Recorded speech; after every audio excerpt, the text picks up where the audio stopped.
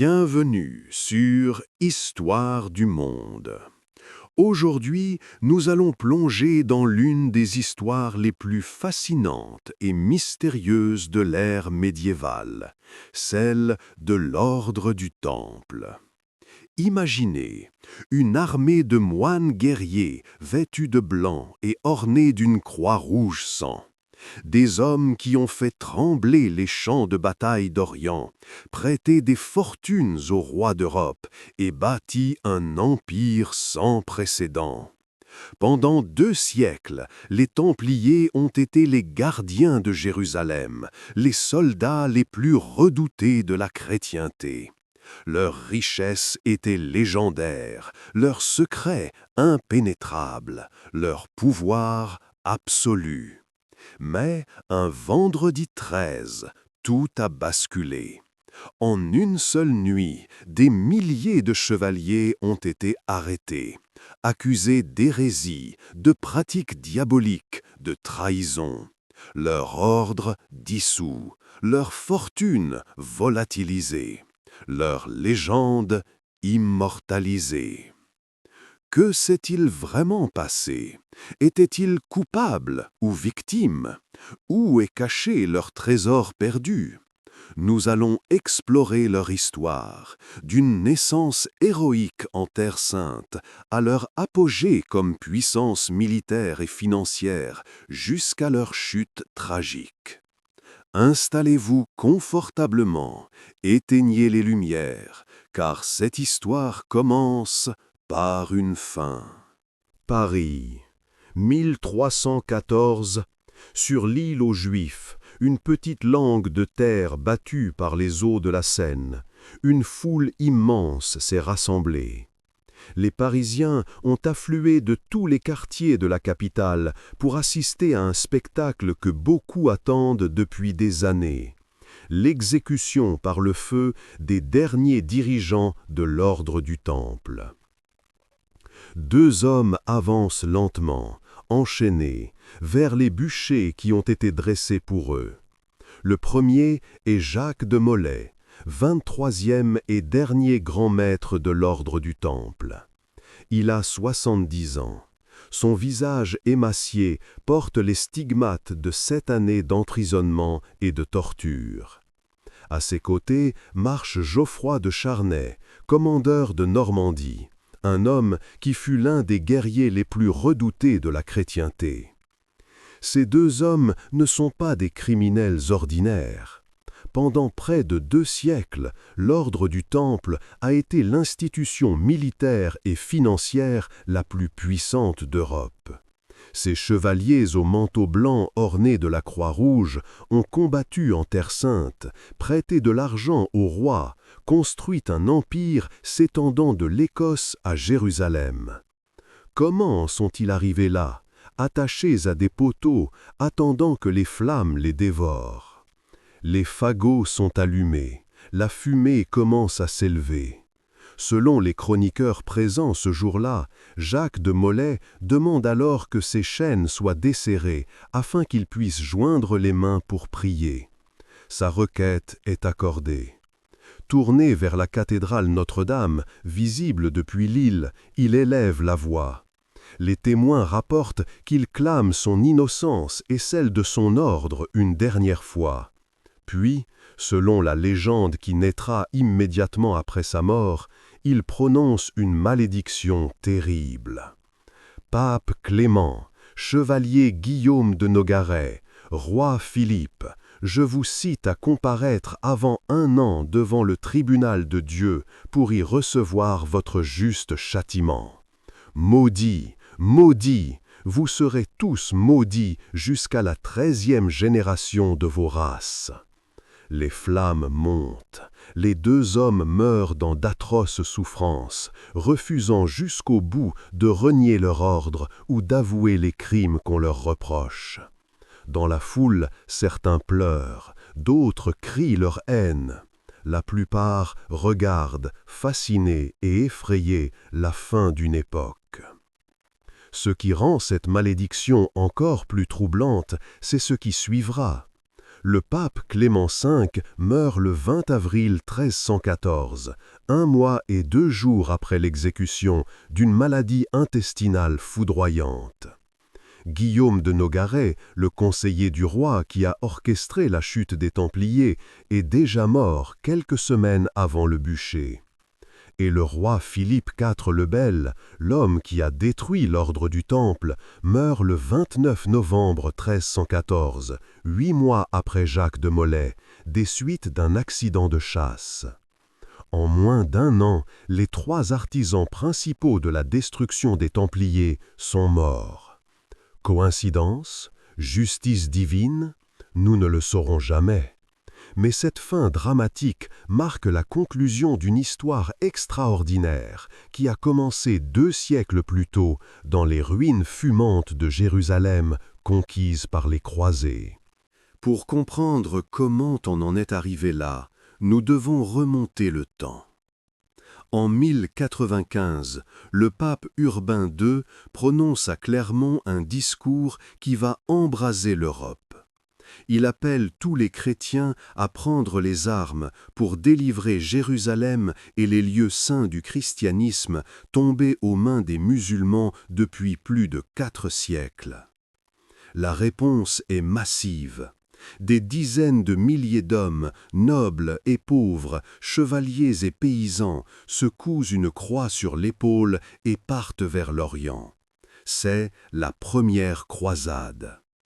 Après 3 années d'une marche épuisante à travers l'Anatolie, marquée par des batailles sanglantes et la famine, les croisés arrivent enfin devant les murailles de Jérusalem en juin 1099.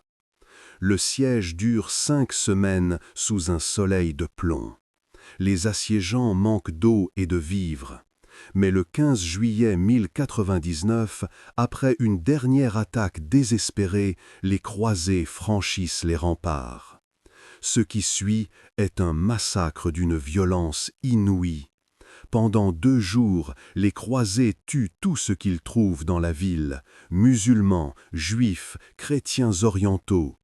Les chroniqueurs de l'époque rapportent que le sang coulait jusqu'aux chevilles dans les rues. Les chiffres varient selon les sources, mais on estime que plusieurs dizaines de milliers de personnes périssent. Jérusalem est reconquise. Godefroy de Bouillon, l'un des chefs de la croisade, refuse le titre de roi dans la ville où le Christ a porté la couronne d'épines et se fait appeler avoué du Saint-Sépulcre. À sa mort l'année suivante, son frère Baudouin Ier prend le titre de roi de Jérusalem.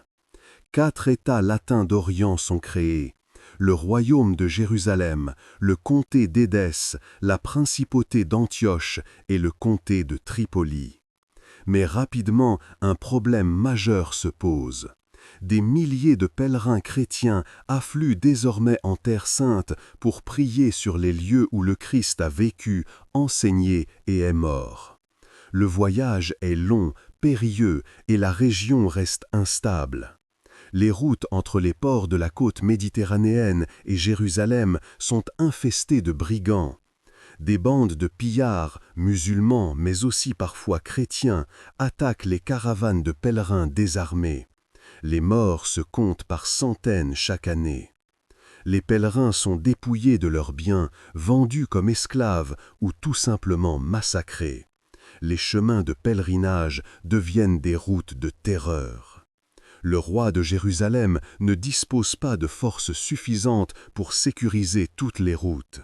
Les seigneurs francs installés en Terre Sainte sont trop peu nombreux et trop occupés à défendre leur propre domaine contre les raids musulmans. En 1119 ou 1120, les sources divergent sur la date exacte, un chevalier champenois nommé Hugues de Pins se présente devant le roi Baudouin II de Jérusalem. Il est accompagné de 8 autres chevaliers, tous français. Hugues de Pins est un homme d'une 40aine d'années, originaire de Champagne, vassal du comte Hugues de Champagne. Il a probablement participé à la première croisade où est arrivé peu après en Terre Sainte. Son visage est marqué par le soleil et les combats. C'est un guerrier expérimenté, mais aussi un homme profondément pieux.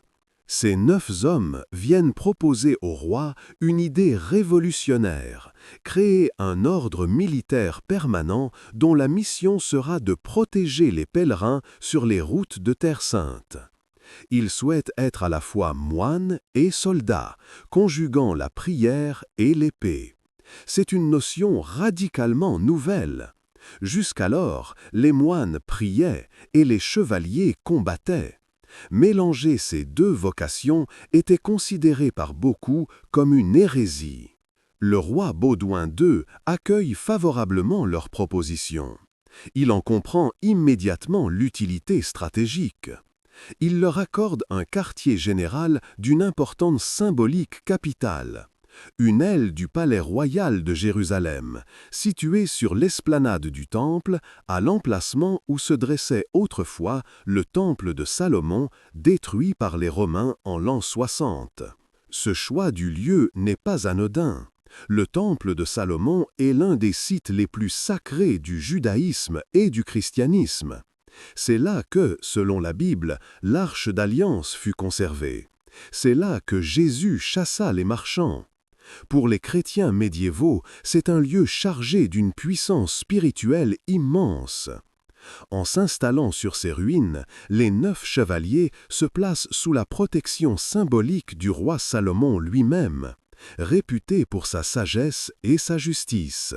De ce lieu naît leur nom, les pauvres chevaliers du Christ et du Temple de Salomon. On les appellera bientôt, plus simplement, les Templiers ou les Chevaliers du Temple. Les 9 fondateurs prononcent des vœux monastiques devant le patriarche de Jérusalem, Gormond de Piquigny, pauvreté, chasteté et obéissance. Mais ils ajoutent un 4e vœu, spécifique à leur mission, protéger les pèlerins sur les routes de Terre Sainte. Ils portent des vêtements simples, refusent toute richesse personnelle et vivent dans une austérité totale. Pendant les 9 premières années de leur existence, de 1119 à 1129 environ, l'ordre reste très petit. Ils ne sont probablement jamais plus d'une trentaine de membres. Leur recrutement est lent, leur équipement est rudimentaire. Pourtant, leur réputation commence à se répandre. On raconte qu'ils patrouillent inlassablement les routes entre Jaffa et Jérusalem, escortant les caravanes de pèlerins, repoussant les brigands. Plusieurs témoignages de l'époque mentionnent leur courage et leur dévouement. Mais ils ont un problème majeur. Ils ne disposent d'aucune reconnaissance officielle de l'Église. Leur statut est flou. Sont-ils véritablement un ordre religieux ? Ont-ils le droit de porter les armes tout en se réclamant de Dieu? De nombreux prélats les regardent avec suspicion. Certains les accusent d'être des mercenaires déguisés en moines. Pour survivre et se développer, les Templiers ont besoin de légitimité. C'est pourquoi, en 1127, Hugues de Pins décide de rentrer en Europe. Sa mission, obtenir la reconnaissance officielle de l'Église et recruter de nouveaux membres. Il est accompagné de 5 autres Templiers, dont André de Montbard, l'oncle d'un homme qui va changer le destin de l'ordre, Bernard de Clairvaux. Bernard de Clairvaux est sans doute le personnage le plus influent de la chrétienté au XIIe siècle après le pape. Né en 1090 dans une famille de petite noblesse bourguignonne, il entre à l'abbaye cistercienne de Cîteaux en 1112, entraînant avec lui une trentaine de parents et d'amis. En 1115, à seulement 25 ans, il est envoyé fonder une nouvelle abbaye à Clairvaux, en Champagne, dont il devient l'abbé. Bernard est un homme d'une intelligence exceptionnelle, un prédicateur charismatique et un écrivain prolifique. Mais c'est aussi un ascète radical qui dort sur une planche, jeûne constamment au point de ruiner sa santé, et exige de ses moines une discipline de fer. Sa réputation de sainteté se répand dans toute l'Europe. Les papes le consultent. Les rois sollicitent ses conseils. Ses lettres circulent partout. Il sera canonisé en 1174, seulement 21 ans après sa mort. Or, André de Montbard, l'un des 9 fondateurs de l'ordre du Temple, est son oncle maternel. C'est probablement lui qui arrange la rencontre entre Hugues de Pins et Bernard. Le grand maître des Templiers expose sa vision. Créer un ordre militaire et religieux, placé directement sous l'autorité du pape, affranchi de la juridiction des évêques locaux, dont la mission serait de défendre la chrétienté, les armes à la main. Bernard est d'abord réticent. L'idée d'un moine guerrier lui paraît contradictoire. Le Christ n'a-t-il pas dit de tendre l'autre joue? Comment concilier l'Évangile et l'épée? Mais Hugues de Pins lui explique que la situation en Terre Sainte est désespérée, que des milliers de pèlerins meurent chaque année, que sans une force militaire permanente, dédiée et disciplinée, les lieux saints seront perdus. Bernard réfléchit, il consulte les Écritures, il prie, et finalement il se convainc que certains combats sont justes, que défendre les innocents contre les méchants n'est pas seulement permis, mais est un devoir sacré. Il devient le champion de l'ordre du Temple.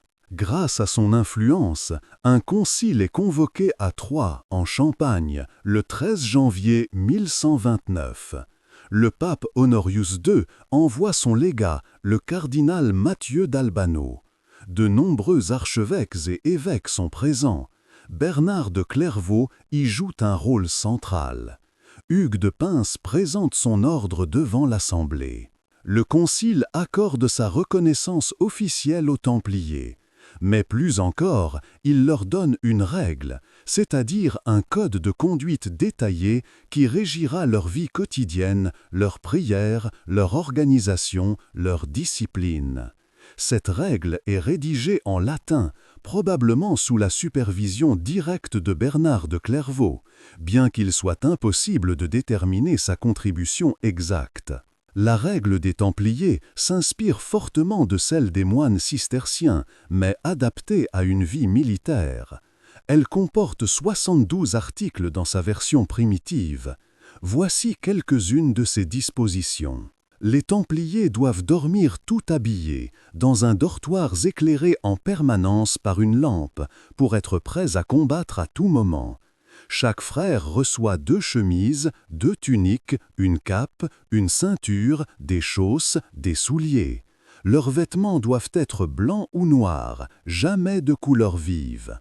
Les chevaliers portent le manteau blanc, symbole de pureté. Les sergents et écuyers portent des vêtements bruns ou noirs. Ils mangent en silence, 2 par 2 à la même écueil, pour apprendre l'humilité et la fraternité. Ils ne consomment de la viande que 3 fois par semaine. Le vendredi et les jours de jeûne, ils se contentent de pain, d'eau et de légumes. La gourmandise est un péché grave. Les cheveux doivent être courts, mais ils peuvent porter la barbe, contrairement aux moines classiques qui doivent être rasés. Cette concession pratique permet d'éviter les blessures du rasage en campagne. Chaque chevalier reçoit 3 chevaux et un écuyer. Il ne peut chasser que le lion, car chasser pour le plaisir est un péché de vanité. Il ne peut posséder d'argent personnel, tout appartient à l'ordre. La règle interdit strictement la compagnie des femmes. Les Templiers ne doivent même pas embrasser leur mère ou leur sœur. Cette séparation radicale d'avec le sexe féminin est considérée comme nécessaire pour préserver la chasteté. Au combat, les Templiers ne peuvent jamais fuir, sauf si les forces ennemies sont 3 fois supérieures aux leurs.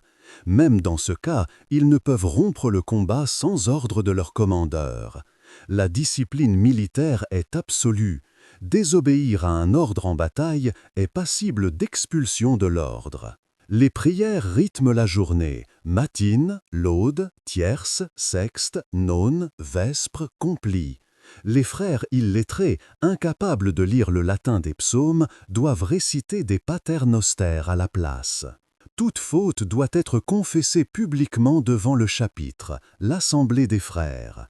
Les punitions vont de la pénitence légère à l'expulsion définitive, en passant par des périodes où le frère fautif perd son rang, mange par terre et est traité comme le dernier des serviteurs.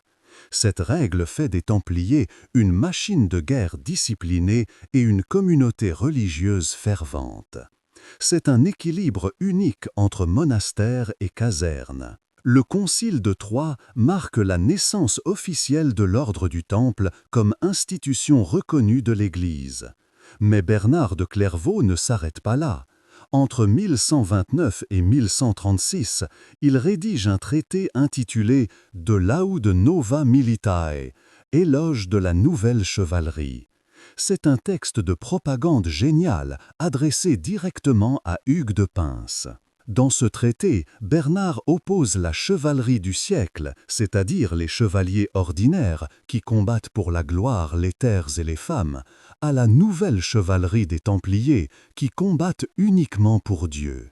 Il écrit: les chevaliers du Christ combattent en toute sérénité les combats du Seigneur, sans craindre de pécher en tuant l'ennemi, ni de péril s'ils sont tués, car la mort donnée ou reçue pour le Christ n'a rien de criminel et mérite une grande gloire. C'est un théologisme révolutionnaire. Bernard légitime le meurtre en guerre quand il est fait au nom du Christ. Il invente le concept du soldat saint. Pour la première fois dans l'histoire chrétienne, tuer devient non seulement acceptable, mais glorieux, si c'est fait dans un cadre religieux précis. Ce texte circule dans toute l'Europe, il électrise la noblesse. Des chevaliers affluent pour rejoindre l'ordre, des donations commencent à arriver, terres, châteaux, rentes. En quelques années, les Templiers passent de 9 hommes à plusieurs centaines. Des commanderies, des établissements locaux sont fondés en France, en Angleterre, en Espagne, en Italie. En 1139, le pape Innocent II publie la bulle Omne Datum Optimum. Ce document papal accorde aux Templiers des privilèges extraordinaires. Ils ne dépendent que du pape, aucun évêque ne peut leur donner d'ordre.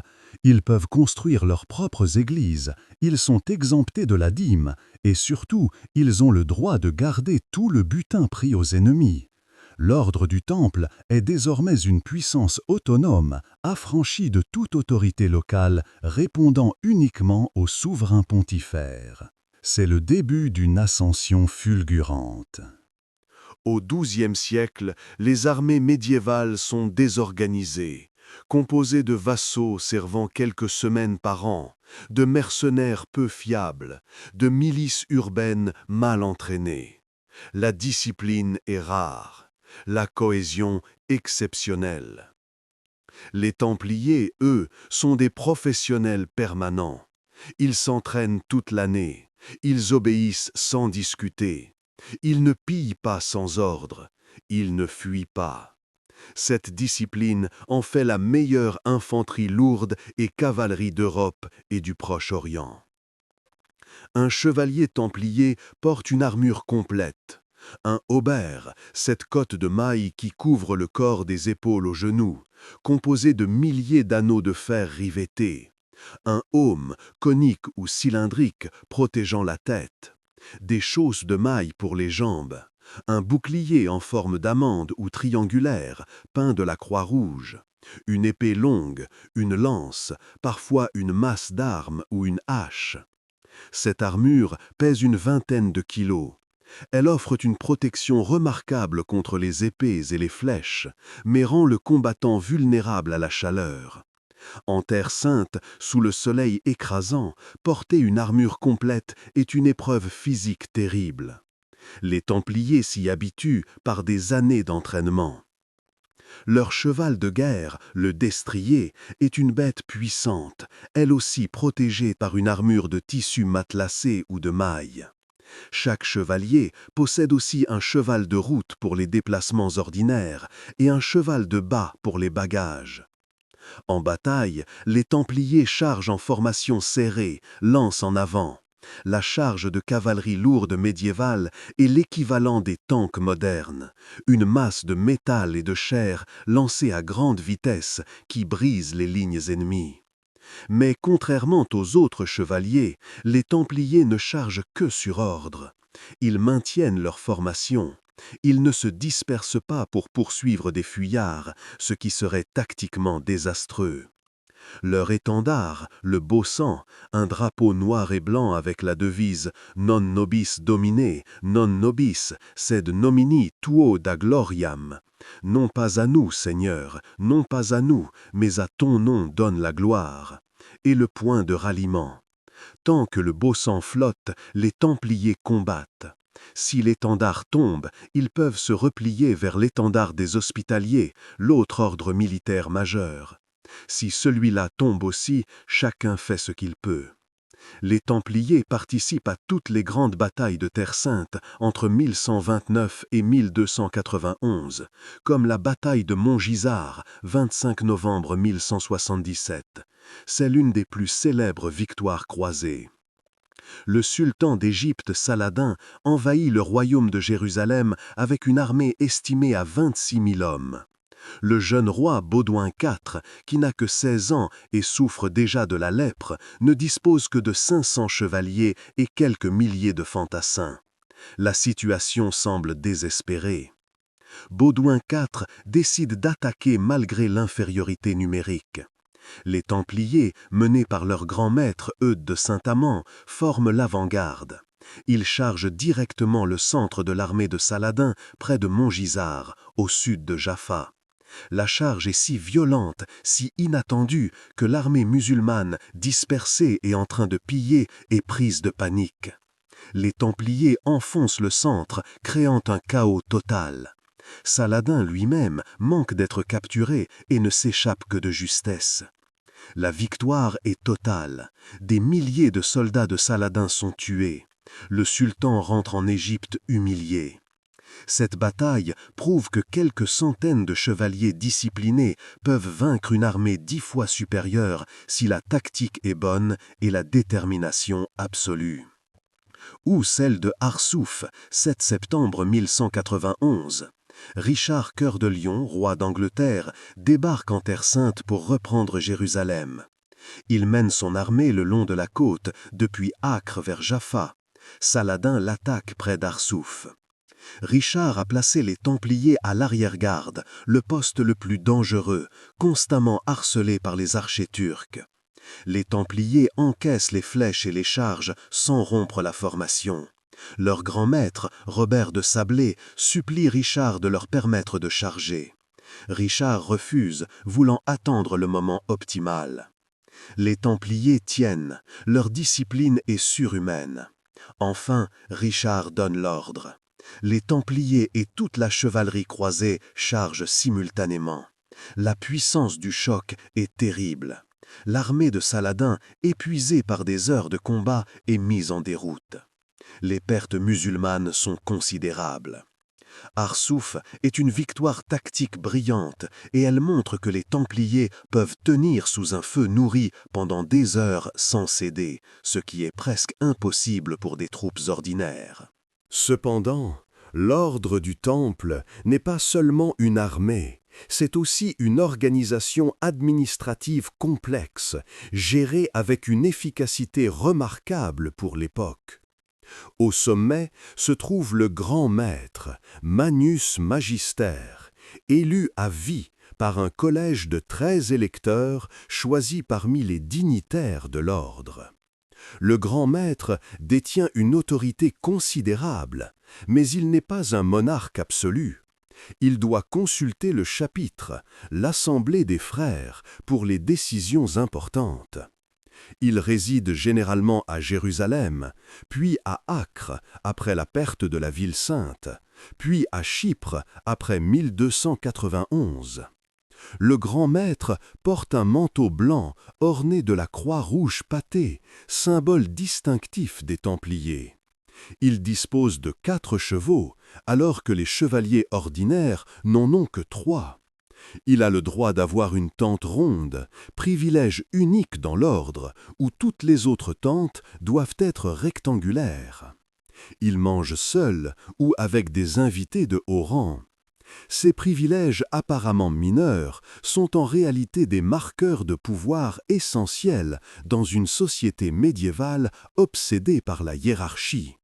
Sous le grand maître se trouve le sénéchal, son second et conseiller principal. C'est lui qui porte le beau sang, l'étendard sacré de l'ordre, en bataille.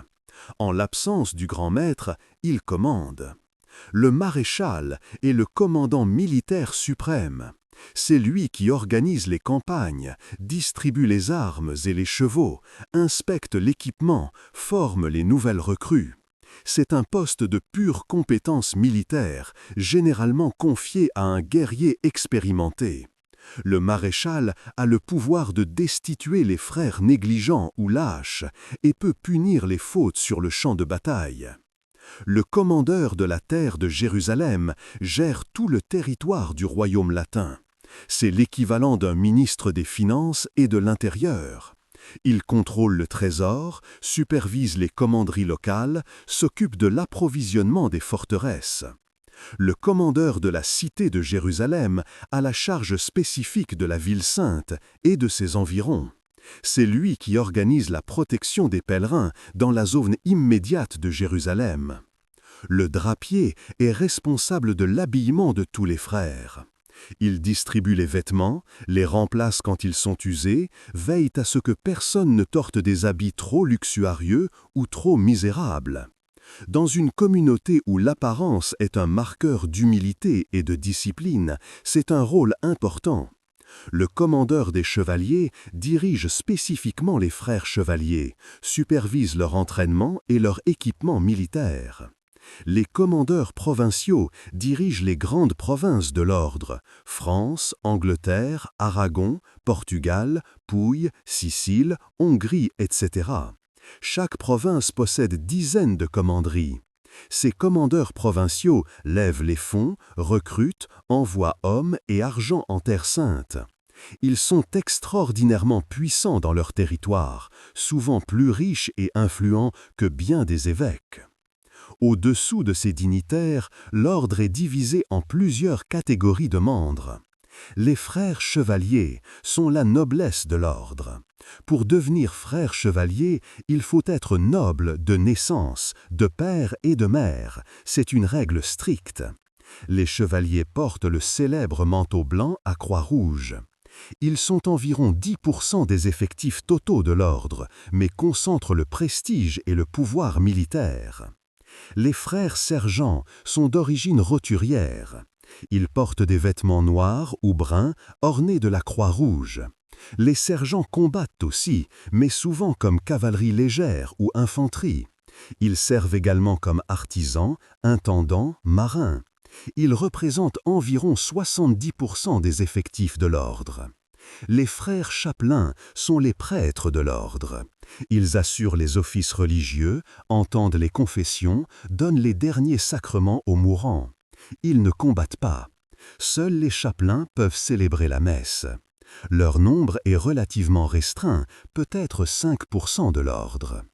Les écuyers ne sont pas membres à part entière de l'ordre. Ce sont des serviteurs laïcs qui accompagnent les chevaliers, s'occupent des chevaux, de l'équipement. Certains combattent comme auxiliaires. Ils peuvent espérer devenir frères sergents s'ils se distinguent. Enfin, il existe des affiliés ou confrères, des laïcs qui font des donations à l'ordre en échange de prières et de la promesse d'être enterrés dans un cimetière templier. Cette affiliation spirituelle permet aux Templiers d'élargir considérablement leur réseau de soutien. La structure territoriale de l'ordre est tout aussi sophistiquée. À la base se trouve la maison ou commanderie, un établissement local comprenant une chapelle, des bâtiments résidentiels, des écuries, des champs, des ateliers. Certaines commanderies sont des simples fermes avec 3 ou 4 frères, d'autres sont de véritables châteaux avec des garnisons de plusieurs dizaines d'hommes. Les commanderies sont regroupées en baillis, puis en provinces. Tout est conçu pour acheminer efficacement les ressources depuis les terres d'Occident vers les lignes de front en Orient. Les forteresses templières en Terre Sainte sont des merveilles d'architecture militaire. Prenons l'exemple de Chastel-Pèlerin, Athlite, construite sur la côte entre Acre et Césarée en 1218. C'est une citadelle massive avec des murs épais de 7 mètres, des tours de 30 mètres de haut, capables d'abriter 4000 personnes. Elle est conçue pour résister à des sièges de plusieurs mois. Elle possède son propre port, ses puits, ses réserves de nourriture. Chastel-Pèlerin ne tombera jamais aux mains des musulmans. Les Templiers l'évacueront volontairement en 1291.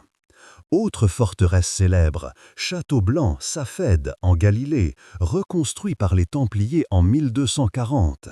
Cette citadelle contrôle les routes entre Damas et Acre. Sa garnison compte 50 frères chevaliers, 30 frères sergents, 50 turcoples, cavaliers chrétiens d'Orient au service des Templiers et 400 archers.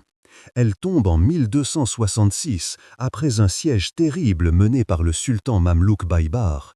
Tous les défenseurs sont massacrés. Cette organisation militaire et administrative fait de l'ordre du Temple un État dans l'État, une machine de guerre et de gestion sans équivalent dans l'Occident médiéval. La révolution financière, les Templiers banquiers de l'Europe. Mais d'où vient la richesse des Templiers ? Comment un ordre fondé sur le vœu de pauvreté individuelle devient-il l'institution financière la plus puissante d'Europe ? La réponse est triple: donation, gestion efficace et innovation bancaire.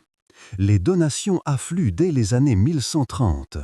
Les nobles européens, touchés par le discours de Bernard de Clairvaux, donnent des terres, des châteaux, des rentes.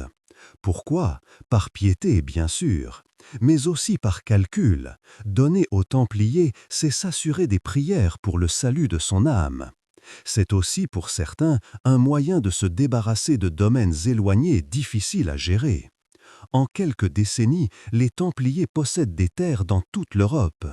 En France, on estime qu'ils contrôlent environ 870 commanderies à leur apogée. En Angleterre, ils en ont une cinquantaine. En Espagne, où ils participent activement à la reconquête contre les musulmans, ils reçoivent d'immenses domaines des rois d'Arabon et de Castille. Mais posséder de terres ne suffit pas, il faut les exploiter. Et là, les Templiers se révèlent être des gestionnaires remarquables. Ils appliquent les techniques agricoles cisterciennes, défrichement, rotation des cultures, élevage rationalisé. Leurs domaines sont plus productifs que ceux de la noblesse, qui les néglige souvent. Les Templiers construisent des moulins, des forges, des pressoirs. Ils développent le commerce de la laine en Angleterre, de l'olive d'olive en province, du vin en Bourgogne. Leur réputation d'honnêteté et d'efficacité est telle que des particuliers commencent à leur confier la gestion de leurs biens. Des nobles partant en croisade déposent leurs trésors dans les commanderies templières, certains de les retrouver à leur retour. Des marchands utilisent les maisons du temple comme entrepôts sécurisés. Progressivement, sans qu'il y ait de plan préconçu, les Templiers deviennent des banquiers.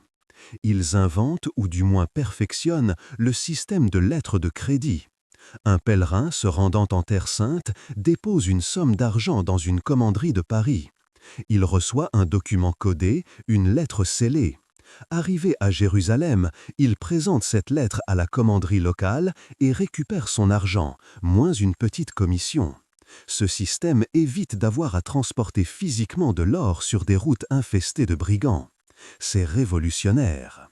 Les Templiers pratiquent aussi le prêt à intérêt, officiellement interdit par l'Église, qui considère l'usure comme un péché. Mais les Templiers contournent l'interdiction par des mécanismes ingénieux. Ils prêtent sans intérêt nominal, mais ils exigent des gages qui leur rapportent des revenus. Ou ils font payer des frais de gestion qui sont en réalité des intérêts déguisés. Leurs clients les plus importants sont les rois eux-mêmes. Le Temple de Paris, la commanderie principale en France, devient le trésor royal de facto. Les rois de France y déposent leur or. Les Templiers gèrent les comptes royaux, paient les créanciers du roi, collectent certains impôts. Ils jouent le rôle d'une banque centrale avant la lettre. En Angleterre, c'est la même chose. Le Temple de Londres, situé sur les bords de la Tamise, est un complexe fortifié où sont entreposées les réserves d'argent de la couronne. Les rois anglais empruntent régulièrement aux Templiers pour financer leurs guerres. Les Templiers prêtent également aux souverains étrangers. Le roi d'Aragon doit souvent de l'argent au Temple. Les empereurs latins de Constantinople empruntent aux Templiers. Cette activité bancaire rapporte énormément. Les revenus annuels de l'ordre du Temple à son apogée, dans les années 1260-1280, sont estimés entre 3 et 5 millions de livres tournois, une somme colossale. À titre de comparaison, les revenus annuels du roi de France à la même époque sont d'environ 1 million de livres tournois. Les Templiers sont donc plus riches que le roi de France. Ils possèdent aussi une flotte maritime. Leurs navires transportent pèlerins, marchandises et troupes entre l'Europe et la Terre Sainte. Le port principal est La Rochelle, en France atlantique, mais ils ont aussi des bases à Marseille, Gênes, Venise. Certains historiens pensent que les Templiers ont exploré les côtes africaines, peut-être même atteint les Azores, bien avant les Portugais. Rien ne le prouve formellement, mais leur puissance navale est indiscutable. Cette richesse suscite des jalousies. Les évêques se plaignent que les Templiers échappent à leur autorité et ne paient pas de dîmes. Les nobles envient leurs terres. Les marchands sont mécontents de leur concurrence. Mais tant que les Templiers sont utiles en Terre Sainte, tant qu'ils versent leur sang pour défendre les lieux saints, ces jalousies restent contenues. Tout va changer avec la chute d'Acre. Le début de la fin. Le 18 mai 1281, après un siège de 43 jours, la ville d'Acre, dernière grande forteresse croisée en Terre Sainte, tombe aux mains du sultan mamelouk Al-Ashraf Khalil. C'est la fin de 200 ans de présence franque en Orient. Le siège a été d'une violence inouïe. Les murs d'Acre, réputés imprenables, sont bombardés jour et nuit par des catapultes géantes. Les Mamelouks lancent assaut sur assaut. Les défenseurs résistent avec acharnement. Les Templiers, menés par leur grand maître Guillaume de Beaujeu, combattent avec une bravoure suicidaire. Le 15 mai, une brèche est ouverte dans les murailles. Les Mamelouks s'y engouffrent. Un combat de rue féroce s'engage. Guillaume de Beaujeu, à la tête de ses chevaliers, tente de repousser les assaillants. Il est touché par une flèche qui pénètre sous son aisselle, là où les plaques de l'armure ne se rejoignent pas. La blessure est mortelle. Ses frères le supplient de se retirer. Il répond, selon les chroniques, « Je ne fuis pas, je suis mort », et il leur montre la flèche plantée dans son corps. Il meurt quelques heures plus tard.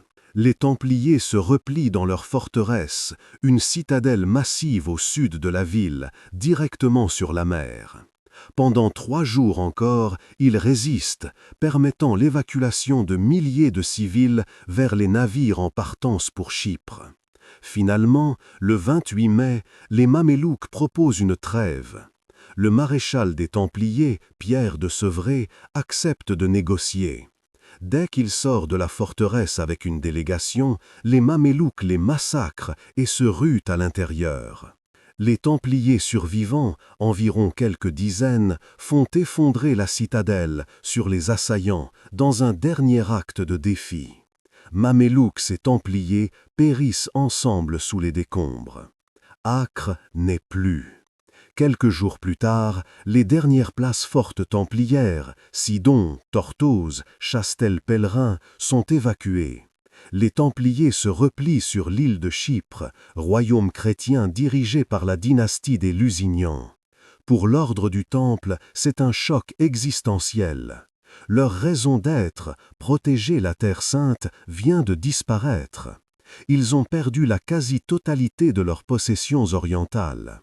Des centaines de frères sont morts dans les derniers combats. Le moral est au plus bas. Le nouveau grand maître, Jacques de Molay, est élu en 1292. C'est un homme d'une soixantaine d'années, originaire de Franche-Comté, qui a passé toute sa vie adulte en Orient. C'est un guerrier respecté, mais pas un stratège politique brillant. Il s'installe à Limassol, sur la côte sud de Chypre. Les Templiers tentent de se réorganiser. Ils fortifient leurs positions à Chypre. Ils montent des raids sur les côtes syriennes et égyptiennes, des opérations de représailles sanglantes mais sans effet stratégique. Ils espèrent une nouvelle croisade massive qui leur permettrait de reconquérir Jérusalem. Jacques de Molay écrit au pape, au roi d'Europe, les suppliant d'organiser un nouveau passage en Terre sainte. Mais l'Europe a changé. Les croisades ne sont plus une priorité. Les rois se battent entre eux. Le roi de France, Philippe IV, et le roi d'Angleterre, Édouard Ier, sont en guerre pour le contrôle de la Gascogne. L'empereur germanique est en conflit avec le pape. Personne ne veut investir des fortunes dans une expédition lointaine aux chances de succès incertaines. De plus, l'opinion publique a évolué. Après 2 siècles de croisades, après tant d'échecs, tant de massacres, tant d'argent gaspillé, beaucoup d'Européens se demandent si Dieu veut vraiment que les chrétiens possèdent Jérusalem.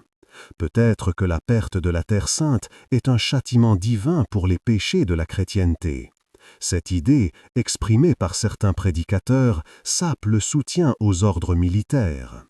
Les Templiers se retrouvent dans une situation paradoxale. Ils sont immensement riches, mais n'ont plus de mission claire. Ils possèdent des milliers de commanderies en Europe, collectent d'énormes revenus, mais les envoient à Chypre, où ils ne servent qu'à entretenir une armée sans ennemis à combattre. Les critiques commencent à se faire entendre. Pourquoi les ordres militaires, templiers et hospitaliers, ne fusionnent-ils pas pour être plus efficaces ?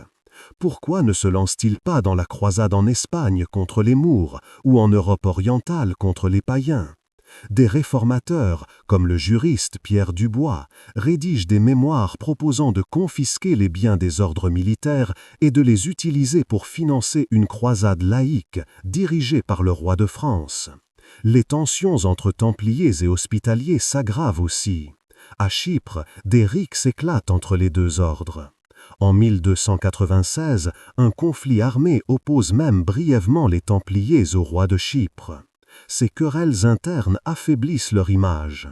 Mais le vrai danger ne vient pas de Chypre, il vient de Paris. Philippe IV, dit Philippe le Bel en raison de sa beauté physique, est roi de France depuis 1285.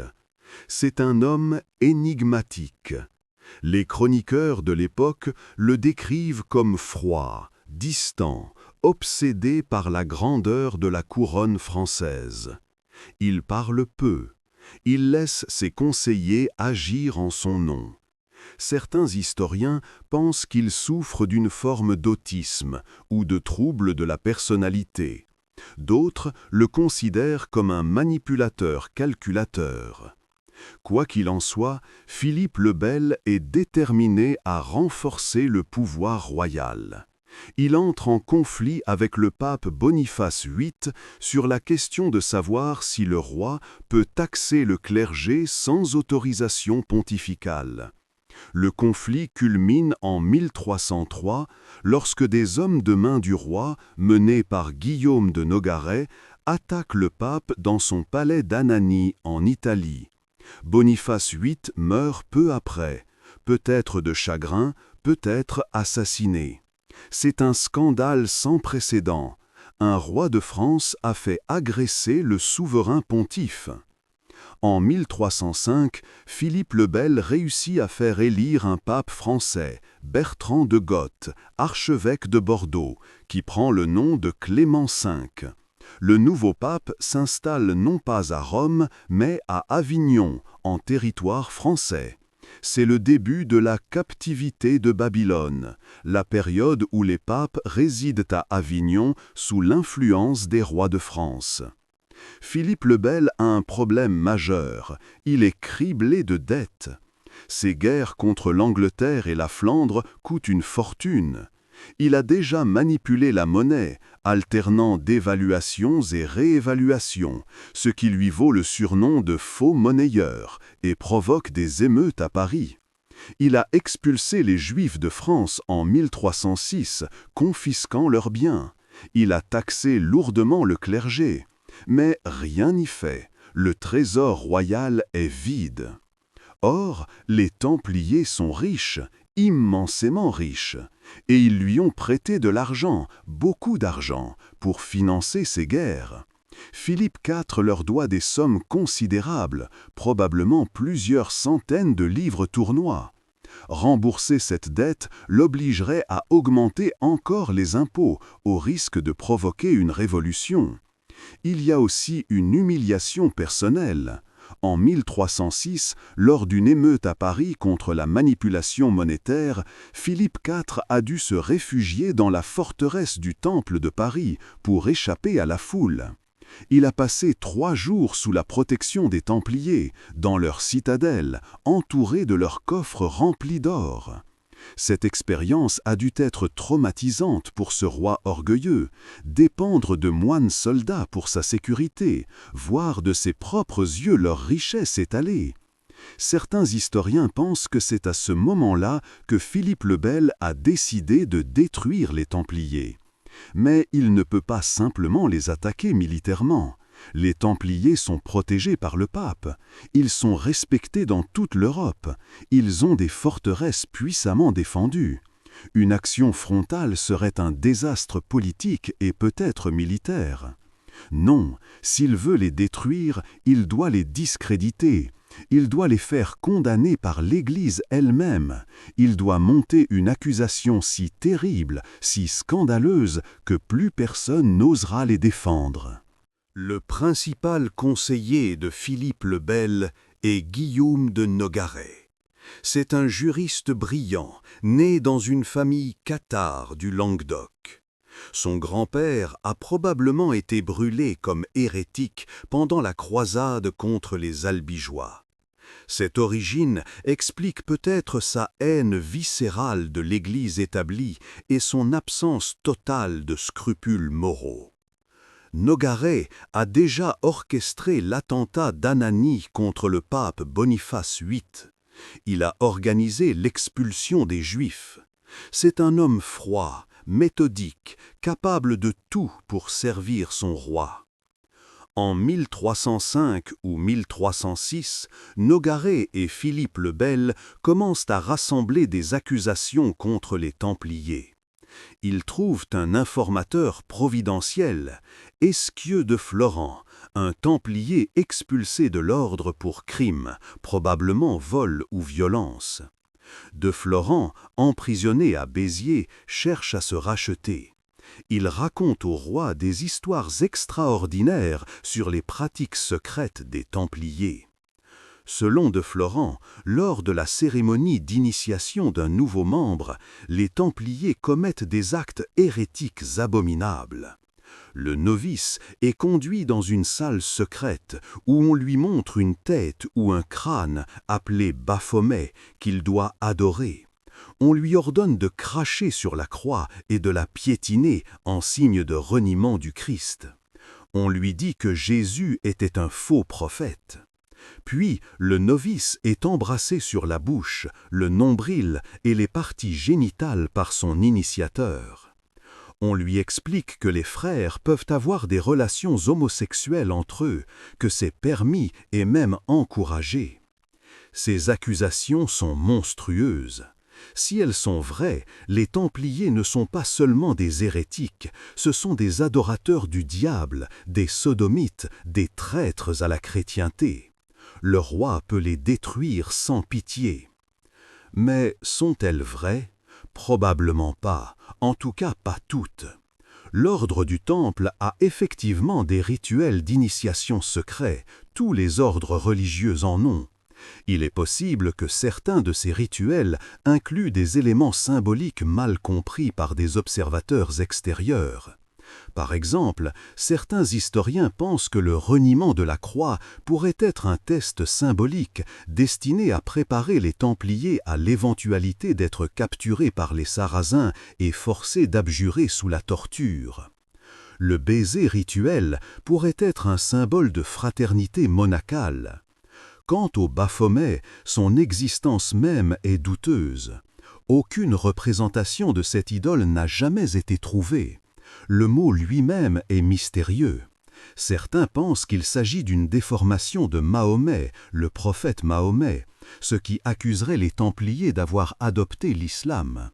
D'autres y voient une corruption de mots grecs signifiant baptême de sagesse. L'explication la plus prosaïque est que c'est une invention pure et simple de l'accusation. Les accusations d'homosexualité sont également suspectes. L'homosexualité était considérée comme un péché gravissime au Moyen Âge, passible de mort. Accuser quelqu'un de sodomie était un moyen classique de le détruire socialement. Cela dit, dans une communauté exclusivement masculine, vivant dans l'isolement depuis des années, des relations homosexuelles ont pu exister, comme dans toute armée ou monastère.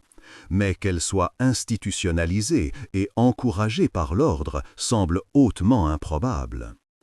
Peu importe pour Nogaret et Philippe le Bel. Ils ne cherchent pas la vérité, ils cherchent un prétexte. Pendant 2 ans, en secret absolu, ils préparent leur coup. Des enquêteurs royaux infiltrent discrètement des commanderies. Des Templiers mécontents ou expulsés sont interrogés.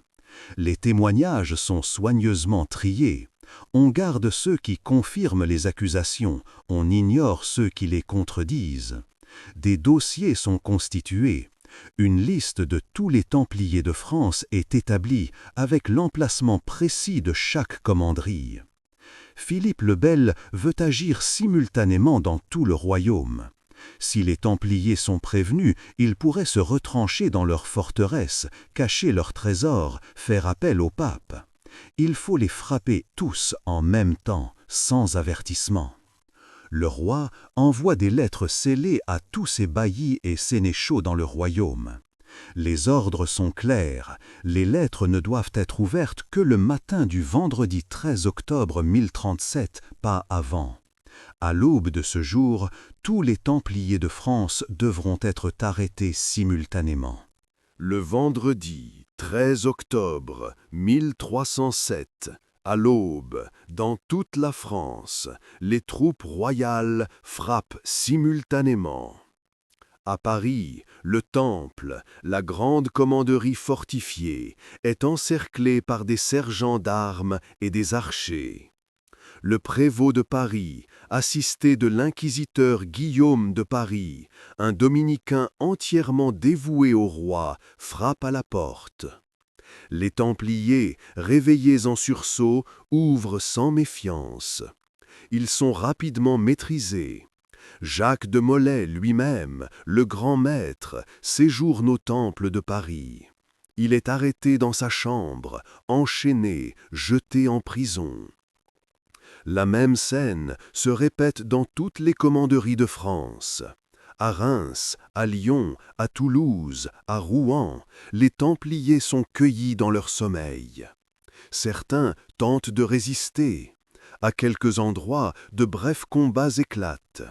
Mais la plupart, stupéfaits, se laissent arrêter sans comprendre ce qui leur arrive. Ils sont des serviteurs fidèles du roi et de l'Église. Pourquoi les traite-t-on comme des criminels? L'opération est d'une ampleur exceptionnelle. On estime que plusieurs milliers de Templiers sont arrêtés ce jour-là en France. C'est la plus grande arrestation de masse de l'histoire médiévale jusqu'alors. L'effet de surprise est total. Aucune fuite n'a trahi le secret. Le même jour, le roi fait lire dans toutes les églises de France une proclamation extraordinaire. il y accuse les Templiers des crimes les plus horribles: hérésie, idolâtrie, sodomie, reniement du Christ. Il affirme que ces accusations lui ont été révélées par des témoins dignes de foi et qu'il agit par devoir de roi très chrétien pour purger le royaume de cette infection. La population est choquée. Les Templiers, ces héros des croisades, des hérétiques, des adorateurs du diable, c'est inconcevable. Mais le roi ne mentirait pas, n'est-ce pas? Et puis, on avait bien entendu des rumeurs sur leurs cérémonies secrètes, sur leur arrogance, sur leur richesse scandaleuse. Le 14 octobre, les premiers interrogatoires commencent. Ils sont menés par l'inquisiteur Guillaume de Paris et ses assistants dominicains. L'Inquisition est une institution redoutable. Elle utilise la torture pour obtenir des aveux, et elle est très douée pour cela. Les Templiers sont interrogés un par un. On leur pose les mêmes questions, encore et encore. Avez-vous craché sur la croix lors de votre initiation? Avez-vous adoré une idole appelée Baphomet? Avez-vous été embrassé sur les parties honteuses? Avez-vous eu des relations charnelles avec d'autres frères? Beaucoup nient avec véhémence. Alors, on les torture. Les méthodes sont variées. Le strappado, où le prisonnier est suspendu par les poignets liés dans le dos, les épaules se disloquantes. L'estrapade, où l'on hisse et laisse retomber brutalement le supplicié. Le brodequin, qui broie les jambes entre des planches serrées par des coins. Le grill, où l'on brûle la plante des pieds. La souffrance est atroce, et elle peut durer des heures, des jours. Face à cette torture systématique, de nombreux Templiers finissent par avouer. Certains avouent tout ce qu'on veut leur faire dire.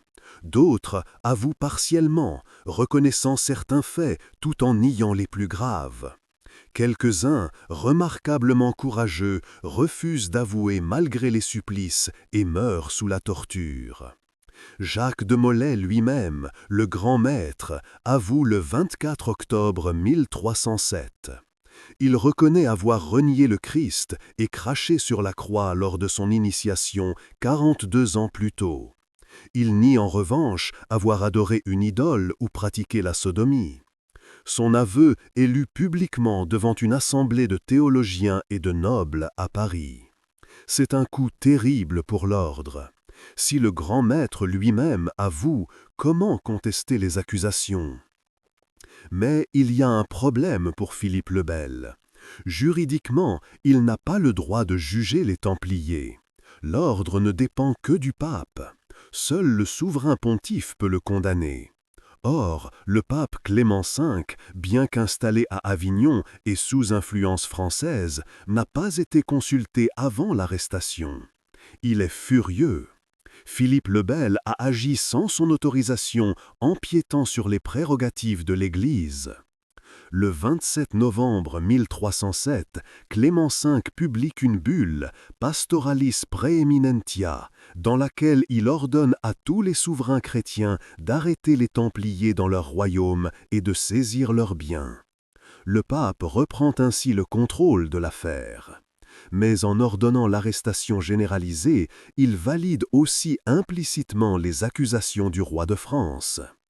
Les arrestations s'étendent à toute l'Europe. En Angleterre, le roi Édouard II, gendre de Philippe le Bel, fait arrêter les Templiers en janvier 1308, mais sans grand enthousiasme.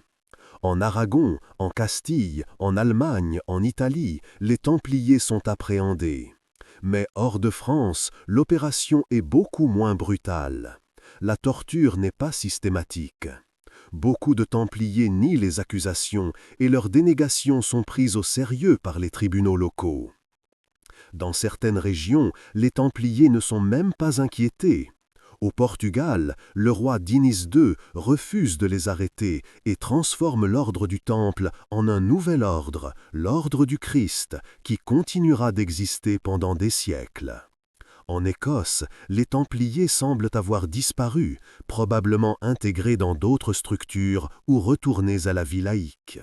Le procès des Templiers se déroule en réalité sur plusieurs fronts simultanés. Il y a les procès locaux menés par les évêques et les inquisiteurs dans chaque diocèse.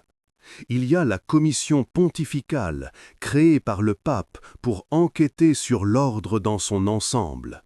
Et il y a le Concile de Vienne, convoqué en 1311 pour statuer définitivement sur le sort de l'ordre.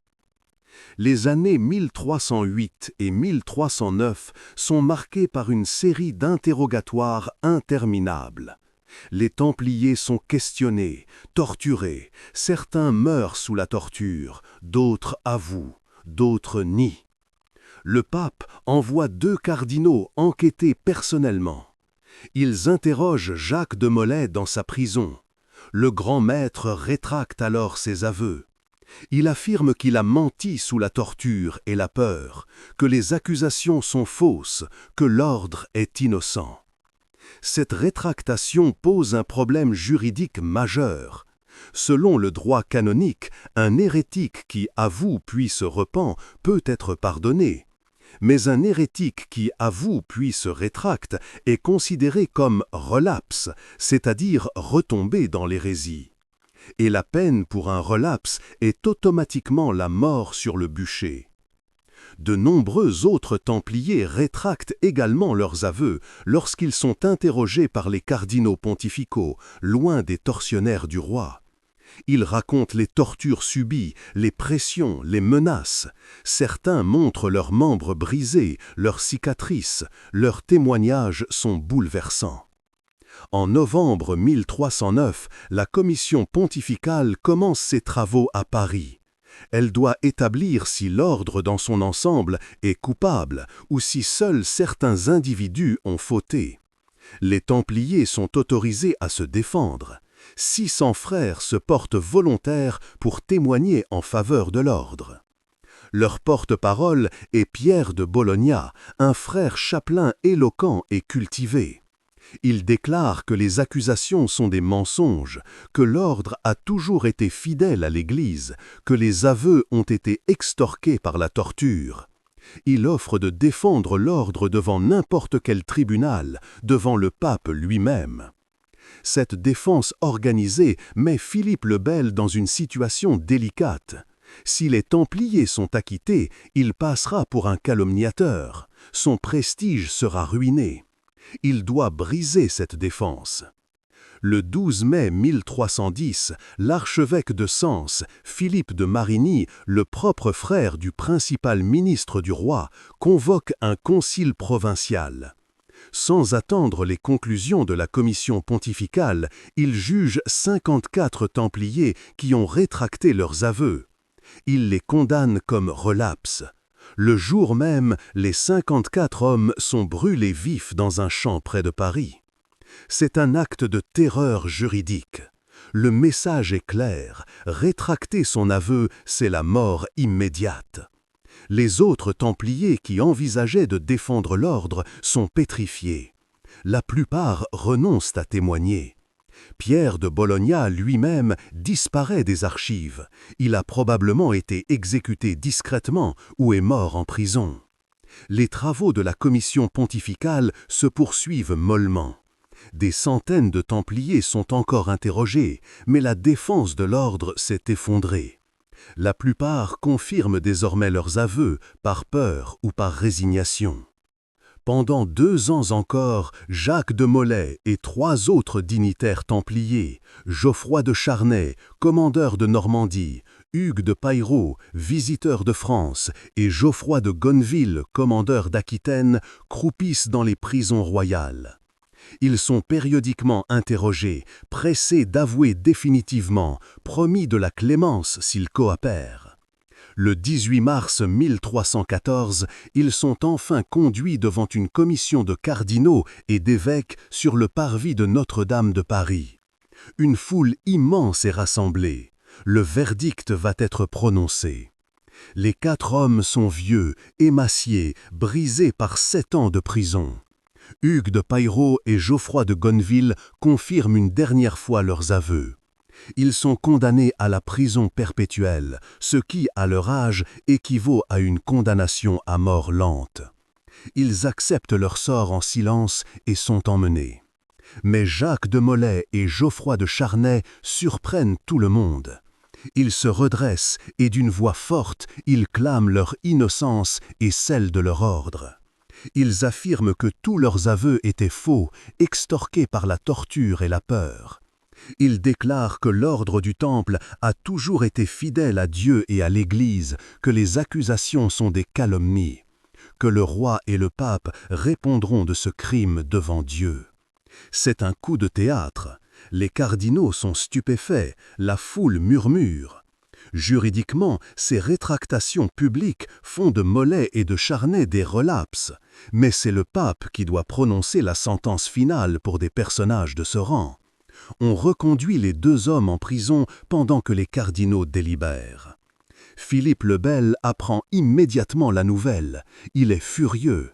Si le procès continue, si les Templiers plaident leur cause devant le pape, toute l'affaire risque de se retourner contre lui.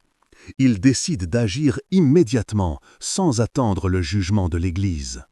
Le soir même, sans consulter personne, il ordonne l'exécution de Jacques de Molay et de Geoffroy de Charnay. Il invoque son droit de justice séculaire. En tant que relapse, il relève désormais du bras séculaire, c'est-à-dire du roi. Le lendemain, 18 mars au soir, les deux hommes sont conduits sur l'île aux Juives, une petite île sur la Seine près du Palais Royal. L'île a disparu depuis, intégrée dans l'actuelle île de la Cité. 2 bûchers ont été dressés. Selon les chroniqueurs présents, Jacques de Molay demande à être tourné vers Notre-Dame. Il joint les mains et prie à haute voix. Puis, selon la légende immortalisée par Maurice Druon dans Les Rois maudits, il lance sa fameuse malédiction au pape Clément et au roi Philippe, les citant à comparaître devant le tribunal de Dieu dans l'année. Les sources contemporaines ne mentionnent pas explicitement cette malédiction, mais elles rapportent toutes que Molay a proclamé son innocence jusqu'au bout et a prédit que Dieu vengerait l'injustice qui lui était faite. La malédiction est peut-être une amplification littéraire postérieure, mais elle s'appuie sur un fond historique réel. Les bûchers sont allumés. La mort par le feu est l'une des plus atroces qui soit. La fumée étouffe d'abord, mais si le vent est défavorable, la victime peut rester consciente plusieurs minutes pendant que les flammes la dévorent. Les chroniqueurs rapportent que les 2 Templiers sont morts avec courage, sans crier, priant jusqu'au dernier souffle. Des fidèles se précipitent pour ramasser les cendres et les ossements, les considérant comme des reliques de martyrs. Le roi fait disperser la foule et jeter les restes dans la Seine pour éviter tout culte. Et puis survient ce qui rendra cette exécution légendaire, la série de morts qui suit. Le pape Clément V, qui souffre d'une maladie intestinale chronique, probablement un cancer, meurt le 20 avril 1314, 33 jours après le bûcher. Guillaume de Nogaret, l'architecte de la destruction des Templiers, est déjà mort quelques semaines avant, peut-être empoisonné, peut-être d'une maladie naturelle. Et Philippe le Bel lui-même meurt le 29 novembre 1314 des suites d'un accident vasculaire cérébral survenu lors d'une partie de chasse. En moins d'1 an, les 3 hommes les plus responsables de la chute des Templiers sont morts. La coïncidence est tellement frappante qu'elle frappe l'imagination populaire.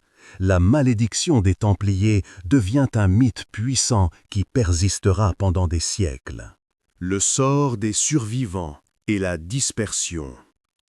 Que deviennent les Templiers ordinaires après 1314? La plupart disparaissent dans l'anonymat. En France, les frères qui ont avoué et accepté leur pénitence sont généralement assignés à résidence dans des monastères cisterciens ou bénédictins. Ils reçoivent une pension modeste pour survivre. Beaucoup sont déjà vieux et meurent dans les années qui suivent. Certains tentent de se réinsérer dans la société laïque, mais porter l'étiquette d'anciens Templiers est une marque d'infamie. Ils vivent dans l'ombre, essayant de se faire oublier. Ceux qui ont été acquittés, une minorité, peuvent théoriquement retourner à la vie civile. Mais après décennies passées dans l'ordre, beaucoup n'ont plus de famille, plus de patrimoine. Ils errent, mendient parfois, s'engagent comme mercenaires ou gardiens. Leur fin est obscure.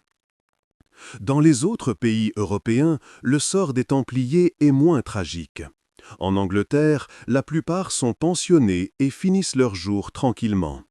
En Espagne et au Portugal, beaucoup rejoignent d'autres ordres militaires, les Hospitaliers, l'ordre de Calatrava, l'ordre d'Alcantara, le Nouvel Ordre du Christ. Ils continuent à combattre les Moors dans la Reconquista, perpétuant d'une certaine manière leur vocation originelle. En Allemagne et en Europe centrale, certains Templiers semblent avoir rejoint l'ordre teutonique, qui mène alors sa croisade contre les païens de Prusse et de Lituanie. D'autres disparaissent tout simplement des archives. Une légende persistante affirme que des Templiers se sont réfugiés en Écosse, pays en guerre contre l'Angleterre, et où l'autorité papale est contestée. Selon cette théorie, ils auraient combattu aux côtés de Robert Bruce à la bataille de Bannockburn en 1314. Aucune preuve historique ne soutient cette affirmation, mais elle fait partie de la mythologie templière. L'une des grandes énigmes de l'histoire des Templiers est « que devenu leur trésor ?» Nous savons que l'ordre était immensement riche. Ces commanderies contenaient de l'or, de l'argent, des bijoux, des reliques précieuses, des documents importants. Lors des arrestations d'octobre 1307, les agents du roi se sont emparés de tout ce qu'ils ont trouvé dans les commanderies françaises. Mais les inventaires réalisés montrent des quantités de métaux précieux étonnamment faibles, compte tenu de la richesse supposée de l'ordre. Cette discordance a alimenté des siècles de spéculations. Plusieurs théories ont été avancées. Première théorie, il n'y avait pas de trésor central. Les richesses des Templiers consistaient essentiellement en terres, en bâtiments, en rentes, des actifs immobiliers difficiles à cacher. L'or liquide était dispersé dans des centaines de commanderies et n'a jamais été concentré en un seul lieu. Ce que le roi a trouvé, c'est tout ce qu'il y avait. Cette théorie est la plus prosaïque, probablement la plus proche de la vérité.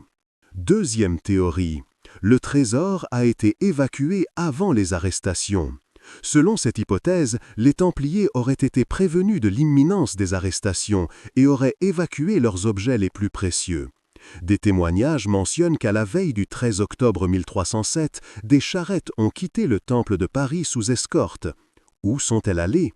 Certains disent vers la côte atlantique, d'où le trésor aurait été embarqué sur des navires templiers vers des destinations inconnues, Écosse, Portugal, peut-être même au-delà de l'Atlantique. Troisième théorie, le trésor a été caché. Des Templiers auraient dissimulé l'or et les reliques dans des cachettes secrètes, grottes, puits, souterrains, en attendant des jours meilleurs. Ces cachettes n'auraient jamais été retrouvées, soit parce que ceux qui connaissaient leur emplacement sont morts, soit parce qu'elles sont si bien dissimulées qu'elles restent inviolées. Cette théorie a inspiré d'innombrables chasses au trésor depuis 700 ans.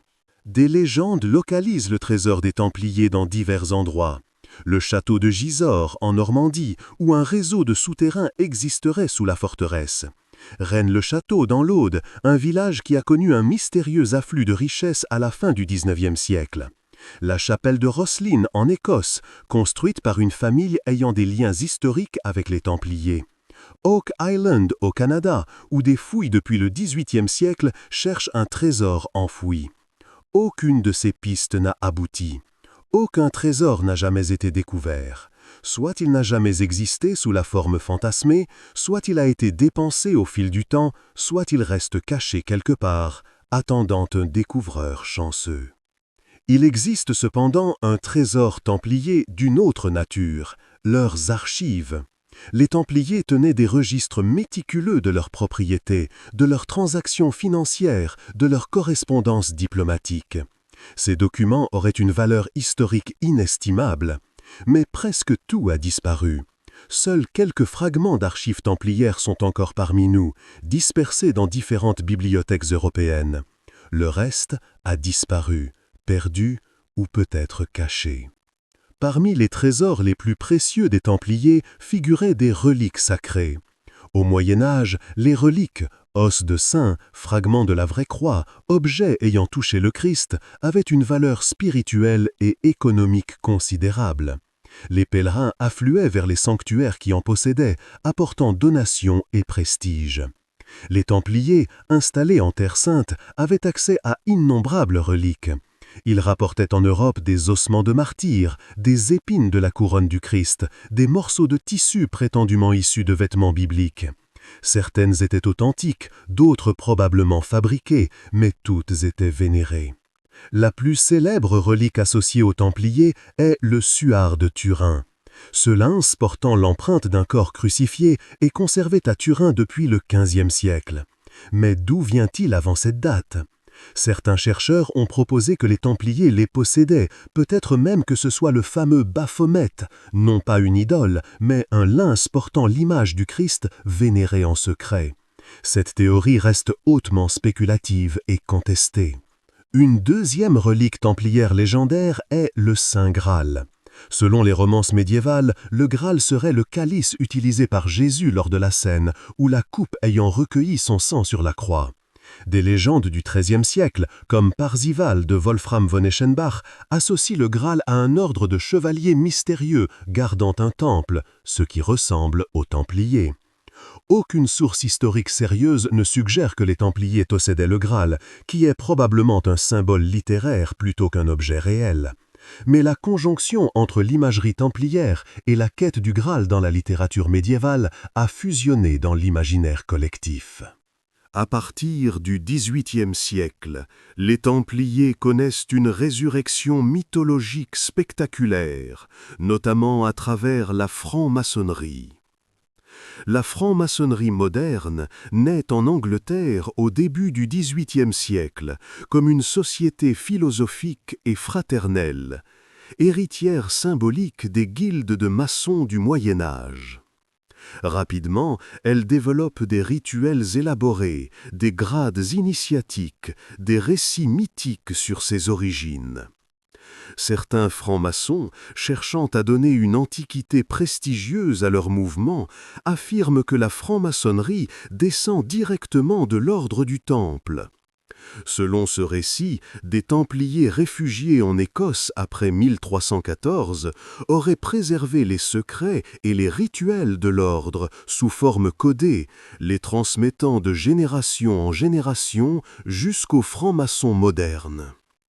En 1737, le chevalier Andrew Michael Ramsay, un franc-maçon écossais, prononce un discours célèbre dans lequel il affirme que la maçonnerie descend des chevaliers croisés. Il ne mentionne pas explicitement les Templiers, mais l'association est claire. À partir de cette époque, certains rites maçonniques intègrent des références templières. Le plus célèbre est le rite écossais ancien et accepté, qui comporte 33 degrés d'initiation. Les grades supérieurs incluent des titres chevaleresques comme chevalier Kadosh, degré 30, et grand inspecteur inquisiteur commandeur, degré 31, avec une symbolique empruntant explicitement aux Templiers. Dans ces rituels, le candidat venge symboliquement Jacques de Molay en foulant aux pieds des couronnes représentant les royautés responsables de sa mort. Il faut être clair, aucune continuité historique réelle n'existe entre les Templiers médiévaux et la franc-maçonnerie. Les archives maçonniques ne remontent pas au-delà du début du XVIIIe siècle. L'affirmation d'une filiation templière est un mythe fondateur, une généalogie spirituelle inventée, pas une réalité documentée. Les historiens sérieux rejettent unanimement cette continuité. Néanmoins, ce mythe a eu une influence énorme. Au XIXe siècle, des dizaines d'ordres néo-templiers sont fondés en Europe et en Amérique, se réclamant d'un héritage templier. Certains sont des branches de la franc-maçonnerie, d'autres sont des organisations catholiques traditionalistes, d'autres encore sont des sociétés ésotériques. La plupart de ces ordres sont de petites associations sans grande importance, mais certains ont acquis une notoriété considérable. L'Ordre du Temple solaire, une secte apocalyptique active dans les années 1980-90, a défrayé la chronique lorsque plusieurs de ses membres sont morts dans des suicides collectifs et des meurtres en Suisse et au Canada en 1994. Aujourd'hui encore, il existe des dizaines d'ordres templiers à travers le monde, certains relevant de la franc-maçonnerie, d'autres étant des organisations caritatives catholiques, d'autres étant purement cérémonielles. Presque tous n'ont qu'un lien purement symbolique avec les templiers historiques. Puis, à partir du XIXe siècle, les templiers deviennent un sujet de fascination pour les romanciers, les poètes, les artistes. Sir Walter Scott, dans son roman Ivanhoe, 1819, dépeint les Templiers comme des chevaliers corrompus et arrogants, reflétant les accusations de 1037. Cette image négative domine une partie de la littérature du XIXe siècle. Mais progressivement, une vision plus romantique s'impose. Les Templiers deviennent des héros tragiques, des gardiens de secrets mystiques, des victimes d'une conspiration royale. Cette réhabilitation est portée par des auteurs comme Jules Michelet, qui, dans son Histoire de France, 1833, présente Philippe le Bel comme un tyran et les Templiers comme des martyrs. Au XXe siècle, les Templiers envahissent la culture populaire. Umberto Eco, dans Le Pendule de Foucault, 1988, explore brillamment l'obsession contemporaine pour les complots templiers. Dan Brown, dans le Da Vinci Code, 2003, fait des Templiers les gardiens d'un secret explosif, mêlant allègrement mythes et pseudo-histoires. Les jeux vidéo se sont emparés du mythe. La série Assassin's Creed met en scène une guerre séculaire entre Templiers, les méchants, et assassins, les héros, inversant ironiquement les rôles historiques. Des dizaines de films, de séries télévisées, de bandes dessinées exploitent l'imagerie templière. Le manteau blanc à croix rouge est devenu un symbole universel. Cette omniprésence dans la culture populaire a eu un effet paradoxal. Tout le monde connaît les Templiers, mais presque personne connaît vraiment leur histoire. Les mythes ont supplanté la réalité. Pour la plupart des gens, les Templiers sont des gardiens du Graal, des détenteurs de secrets alchimiques, des fondateurs de sociétés secrètes. Leur vraie histoire, celle de moines soldats combattant en Terre Sainte, puis détruits par un roi avide, est souvent ignorée. Que nous enseigne l'histoire des Templiers ? D'abord, elle illustre la rapidité avec laquelle une institution puissante peut s'effondrer. En 1035, les Templiers sont au sommet de leur pouvoir, riches, respectés, militairement redoutables. 7 ans plus tard, l'ordre n'existe plus, ses membres sont dispersés, morts ou emprisonnés, leur réputation est détruite. Le changement de circonstances politiques, la perte de la Terre Sainte, l'endettement d'un roi sans scrupules, l'élection d'un pape faible suffit à précipiter la chute. Ensuite, l'affaire Templier montre comment la torture invalide la justice. Presque tous les systèmes judiciaires médiévaux et modernes utilisaient la torture pour obtenir des aveux. Le procès des Templiers démontre pourquoi c'est une erreur. Sous la torture, les gens avouent n'importe quoi. Des milliers de Templiers ont avoué des crimes qu'ils n'ont probablement pas commis, simplement pour que la douleur cesse. Cette leçon reste pertinente aujourd'hui. L'histoire templière révèle aussi les dangers de la collusion entre pouvoir politique et pouvoir religieux. Quand le roi contrôle le pape, quand l'Église devient un instrument de l'État, la justice disparaît.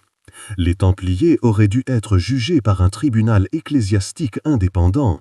Au lieu de cela, ils ont été victimes d'une mascarade judiciaire où l'Église validait les décisions déjà prises par le roi. Sur le plan militaire, les Templiers incarnent à la fois la force et les limites de la discipline. Leur organisation, leur entraînement, leur courage en guerre faisaient d'eux des guerriers exceptionnels. Mais même les meilleurs soldats ne peuvent compenser une mauvaise stratégie. Les défaites de Hattin et de la Forbie résultent de décisions stratégiques désastreuses imposées par des commandants civils. La leçon reste valable, la bravoure tactique ne remplace pas la sagesse stratégique. Économiquement, les Templiers ont été des innovateurs remarquables. Leur système de crédit, leurs pratiques bancaires, leur gestion rationnelle des domaines agricoles préfigurent le capitalisme moderne. Ils ont démontré qu'efficacité économique et piété religieuse ne sont pas incompatibles. Mais leur succès financier a aussi suscité la jalousie qui a causé leur perte, une autre leçon temporelle. Et nous assis dans une bibliothèque moderne, consultant des documents numérisés vieux de 700 ans, on peut se demander ce que penseraient Hugues de Pins et ses 8 compagnons s'ils voyaient ce qu'est devenu leur ordre. Ils avaient fondé une petite communauté de 9 hommes pour protéger les pèlerins sur les routes poussiéreuses de Palestine. En 2 siècles, cette communauté est devenue un empire s'étendant sur toute l'Europe, une armée redoutable, une banque internationale, un État dans l'État. Puis, en quelques années, tout s'est effondré, détruit non par les Sarrasins qu'ils combattaient, mais par le roi chrétien qu'ils servaient. Leur héritage matériel a largement disparu. Les forteresses templières en Terre Sainte sont en ruine ou ont été détruites. Beaucoup de leurs commanderies en Europe ont été transformées en fermes, en églises paroissiales, en bâtiments administratifs. Le Temple de Paris, leur quartier général français, a été détruit pendant la Révolution française. Il n'en reste aucune trace visible. Chastel-Pèlerin, leur citadelle imprenable en Palestine, est un site archéologique envahi par la végétation sur la côte israélienne. Leur héritage intellectuel et culturel, en revanche, est immense. Les innovations bancaires des Templiers, lettres de crédit, compensation internationale, séparation entre investissement et opération, sont devenus des piliers de la finance moderne. Leur modèle organisationnel, une structure hiérarchique disciplinée, des procédures standardisées, une communication efficace entre provinces éloignées, préfigurent les corporations multinationales. Sur le plan militaire, les Templiers ont démontré l'importance de la discipline, de l'entraînement permanent et de la logistique. Les armées modernes, avec leur code de conduite, leur hiérarchie stricte et leur professionnalisme, doivent quelque chose au modèle templier, même si la filiation n'est pas directe. Symboliquement, les Templiers sont devenus un élément permanent de l'imaginaire occidental. Leur croix rouge est reconnue mondialement. Leur histoire est enseignée dans les écoles. Leur légende inspire écrivains, cinéastes, créateurs de jeux. Dans un monde sécularisé où les ordres religieux ont perdu leur influence, les Templiers demeurent étrangement présents, fantômes médiévaux hantant la modernité. Peut-être que leur véritable héritage n'est ni matériel ni même culturel, mais moral. L'histoire des Templiers pose des questions éthiques qui restent pertinentes. Comment concilier idéalisme et pragmatisme? La violence peut-elle jamais être sacrée? La richesse corrompt-elle nécessairement? Comment les individus doivent-ils réagir face à l'injustice institutionnalisée? Faut-il maintenir son innocence même sous la torture, au prix de sa vie, comme Jacques de Molay, ou accepter le compromis et survivre? Ces questions n'ont pas de réponse facile. Les Templiers eux-mêmes y ont répondu différemment selon les circonstances. Certains ont combattu jusqu'à la mort, d'autres ont avoué sous la torture puis se sont rétractés. D'autres encore ont accepté la dissolution de l'ordre et sont passés à autre chose. Aucune de ces réponses n'est absolument juste ou fausse. Ce que l'histoire templière nous enseigne finalement, c'est la complexité irréductible de l'expérience humaine. Les Templiers n'étaient ni des saints ni des démons, ni des héros parfaits ni des hypocrites complets. Ils étaient des hommes ordinaires placés dans des circonstances extraordinaires, faisant de leur mieux avec les certitudes et les illusions de leur époque. Quand Jacques de Molay est mort sur le bûcher en mars 1314, il a probablement cru que tout était fini, que son ordre disparaîtrait de la mémoire des hommes. Il avait tort. 700 ans plus tard, nous parlons encore de lui. Des millions de personnes à travers le monde connaissent son nom, même si elles ne savent pas toujours exactement qui il était. C'est peut-être la vraie malédiction, ou plutôt la vraie victoire des Templiers. Philippe le Bel, Clément V, Guillaume de Nogaret voulaient les effacer de l'histoire. Ils ont échoué. Les Templiers ont survécu dans la mémoire collective, immortalisés précisément par l'injustice qu'on leur a faite. Sur l'île aux Juifs où brûla Jacques de Molay, il ne reste rien. L'île elle-même a disparu, englobée dans les quais de la Seine. Mais en 1977, une plaque commémorative a été apposée sur le Pont Neuf, à l'endroit approximatif du bûcher. Elle porte une inscription simple. À cet endroit, Jacques de Molay, dernier grand maître de l'ordre du Temple, a été brûlé le 18 mars 1314. Des touristes passent devant cette plaque chaque jour sans la remarquer. D'autres s'arrêtent, lisent, réfléchissent un instant à ce qui s'est passé là il y a 7 siècles. Le manteau blanc à croix rouge ne flotte plus au vent. Les Templiers ne chevauchent plus vers Jérusalem. Mais leur histoire complexe, tragique et fascinante continue de vivre. Et c'est ainsi, par la mémoire et le récit, que les Templiers ont finalement vaincu la mort. Non nobis Domine, non nobis, sed nomini tuo da gloriam. Non pas à nous, Seigneur, non pas à nous, mais à ton nom donne la gloire. C'était leur devise. 700 ans après leur disparition, elle résonne encore.